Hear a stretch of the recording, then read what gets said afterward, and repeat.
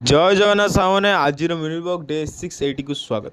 तो सामने सकाल सकाल बाहरी गली कम को तो कम को बाहर आज सकाल एत जोर खरा माने कहू ना सांग मैंने ये खरा समय आज मुझे सकाल पीली गोटे सुंदर नंडा बागुली तो वो पेट पूरा ठंडा करदेला पी सारापर दुकान पलैली। आज मो भाई आसाला मो सहित दुकान को तो यू आज बसु बसुका सागे सागे लोक मैंने भी भिड़ आसीगले तो लोक मैंने कहले कि भाई जल्दी जल्दी आम कर दियो एडमिशन टाइम अच्छे तो ସେଇଠୁ ଦେଖିପାରୁଥିବେ ସକାଳୁ ଟିକେ ଭିଡ଼ ଥିଲା ତାପରେ କିଛି ସମୟ ପରେ ଭିଡ଼ ଟିକେ ଭାଙ୍ଗିଛି ଯେହେତୁ ପିଲାଙ୍କର ଏଥର ସବୁ ଆଡ଼ମିସନ୍ ଟାଇମ୍ ରହୁଛି ତ ଏ ଦୋକାନ ବି ଭିଡ଼ ରହୁଛି। ଛୁଟି ସମୟରେ ମୁଁ ଆସିକି ଟିକେ ସକାଳୁ ପହଞ୍ଚୁଛି।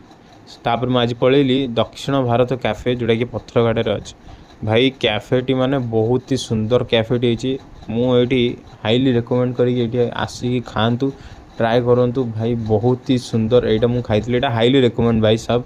यहाँ हूँ इडली सांबर मैंने सांबर इडली बहुत ही बढ़िया लगे आ बहुत बढ़िया बढ़िया जिनस भी अच्छी ये ट्राए करेंगे आउ टेस्ट मैंने नंबर 1 टेस्ट जबर टेस्ट होती। तो लोकेशनटा हूँ पत्थर आड़े छक आगू गलापर डीबीसी आसो गूगल मैप्स मारदे भी आपण मैंने पाइबे पूरा मैंने इडली फिडली तो बहुत ही बढ़िया था। सामने से फेरिकी आसीगली तो आम दुकान तो दुकान आज चलता काठ कम तो ये पाखापाखि शो एंड रैक जोड़ा कम होता तो तैयारी हो गला।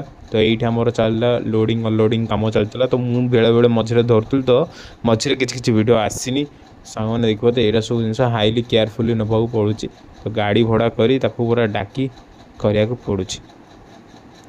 सामने देखिपे केते लोक लागुन तारी बहुत हेवी वेट भी था यहाँ दुकान आसीगले तो दुकान ये देखिए भाईना आमर सब अनस्क्रू कर जोड़ा आम पेन हैंगर्स वगैरह लगी तो ये आमर सेटिंग हवा जाऊँगी तो ये आम शो केस वगैरह आसी जाइए टोटाल आम स्टोर को ये किस समय भितर आम सब जिन सेटिंग हवा जाऊँगी दुकान दिन दिन कस्टमर बढ़ुवर नुआ नुआ जिन आसूँ।